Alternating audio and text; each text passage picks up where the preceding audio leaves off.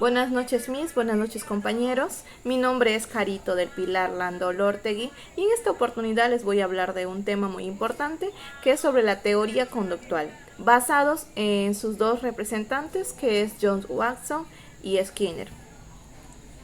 Las teorías del aprendizaje conductual sugieren que el aprendizaje resulta de experiencias agradables o desagradables en la vida, mientras que las teorías cognitivas del aprendizaje sugieren que el aprendizaje se basa en procesos mentales. El conductismo es una rama de la psicología, que como su propio nombre lo indica, se basa en la observación de la conducta y el análisis de la misma. El conductismo surgió como contraposición a la psicoanálisis y tenía como el objetivo de proporcionar una base científica, demostrable y mediable a la psicología. Pioneros como Watson o Pavlov empezaron a realizar experimentos con varios animales que sentaron las bases del conductismo y el condicionamiento. Características del conductismo. A continuación se presentan las principales características del conductismo. Determina que las personas se pueden influenciar a través de estimulaciones.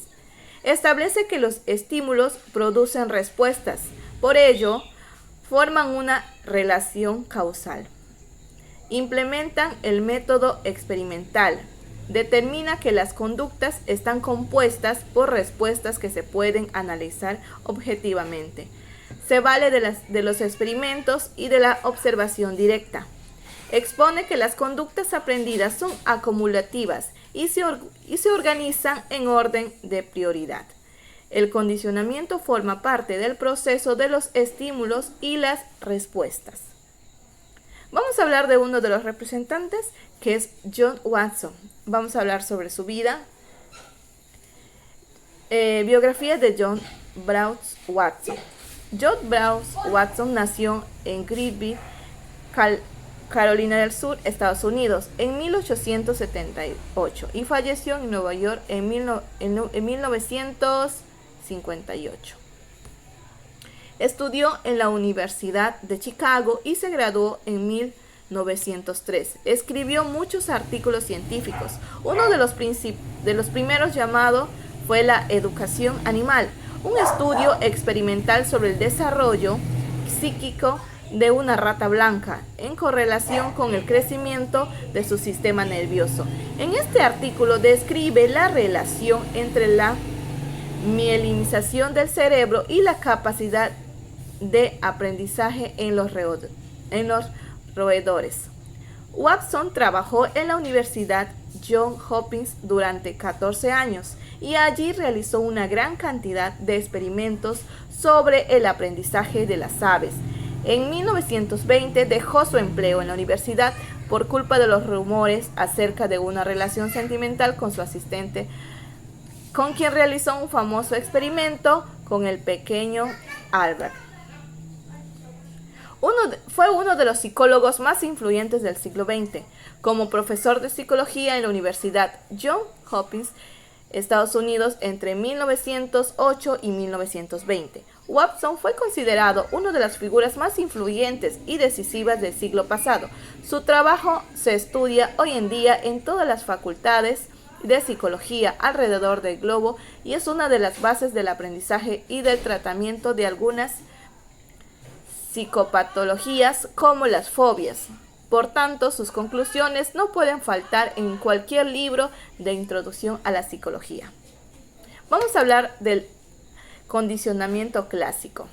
Las aportaciones de Watson al conductismo se deben a sus experimentos de condicionamiento clásico, un tipo de aprendizaje que implica respuestas automáticas o reflejas y que se caracteriza por la creación de una conexión entre un estímulo nuevo y un reflejo ya existente. Es decir, es un tipo de aprendizaje según el cual un estímulo neutro que no provoca una respuesta llega a poder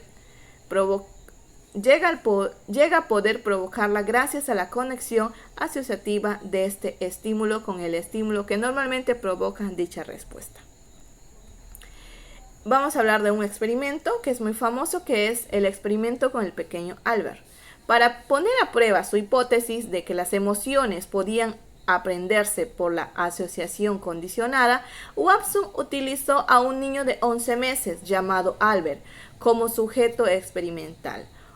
Hay que mencionar que este estudio no podría llevarse a cabo en la actualidad por incumplir la ética científica. Albert fue llevado al laboratorio donde se presentaba una rata blanca. Cuando el pequeño se acercó para tocarla, Watson golpeaba una barra metálica con el martillo. Como consecuencia del fuerte golpe, el bebé se alteraba y fruto del miedo se ponía a llorar. Watson repitió este proceso media docena de veces y observó que tras distintos ensayos, el pequeño Albert se asustaba simplemente por el hecho de ver la rata blanca. Albert había aprendido que cada vez que la rata apareciera, el martillo golpearía la tabla metálica, es decir, que anticipaba el fuerte golpe. Ahora, tenemos otro representante también del conductismo que es Skinner. Bruce Frederick Skinner, que nació en 1904 y falleció en 1999, fue un muy importante psicólogo, inventor y escritor estadounidense reconocido en todo el mundo por aportar rigor científico a la psicología. En 1938 escribió su primer estudio llamado La conducta de los organismos, un análisis experimental, y que fue plasmado sobre un papel todo aquello que estudió hasta que en 1974 resumió su trabajo en una famosa obra llamada Sobre el conductismo. En este libro, Skinner explica los fundamentos del análisis de la conducta y cómo sus experimentos con animales pueden extrapolarse a la teoría psicológica en humanos. El autor nos explica cómo se puede entender la psicología desde un punto de vista operante y cómo afecta nuestro comportamiento a nuestros pensamientos. El condicionamiento simple de Watson y Pablo. Como hemos comentado anteriormente, la psicología conductista nació años antes de que Skinner publicara sus estudios. Dos grandes pioneros de esta rama de la psicología son John Watson e Ivan Pavlov. Estudiaron lo que conocemos hoy en día como condicionamiento simple. El condicionamiento simple se trata de un procedimiento por el cual podemos inducir un reflejo a una respuesta a un animal, en algunos casos a una persona. Como experimento como el de los perros de Pavlov, a lo que inducción de una fobia a un niño de Watson, se pretendía demostrar que la mente humana se podía medir, observar y modificar a través de la conducta. La psicología conductista.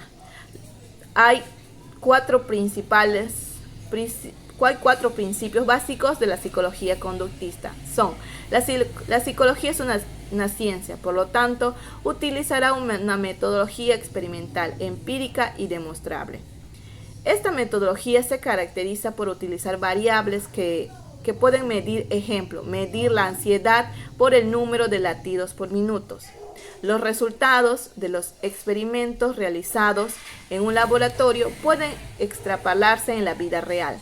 La conducta es aprendida, no existe ninguna forma de innatismo, rechazo total o a otras ramas de la psicología. El aporte del condicionamiento de Skinner a esta disciplina es muy importante. Añadió el principio del esfuerzo,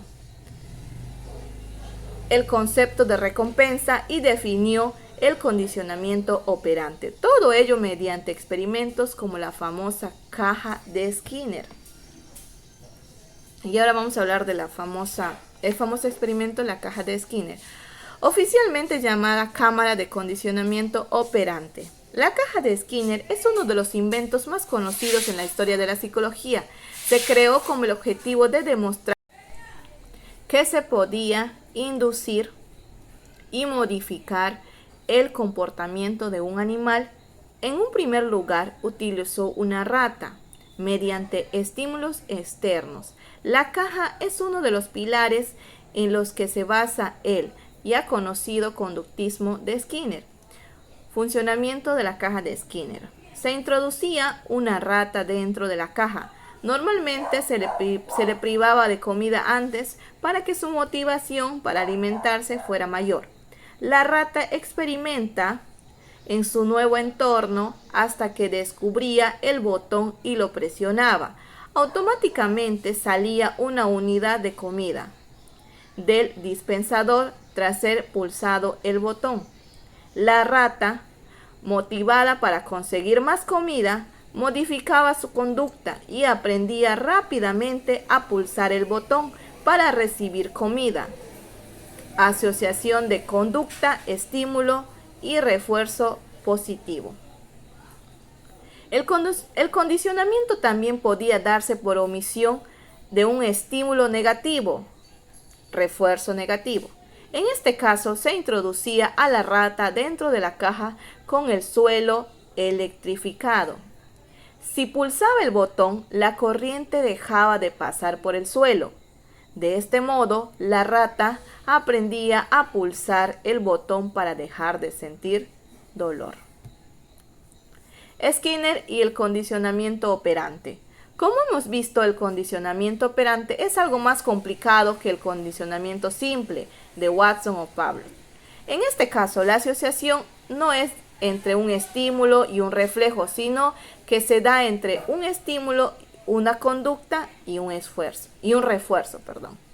Es decir, en el caso del condicionamiento operante, se requiere un aprendizaje sobre lo que ocurre después de la conducta. Por ejemplo, en el caso de la caja de Skinner, la rata aprende que después de pulsar el botón, recibe un premio.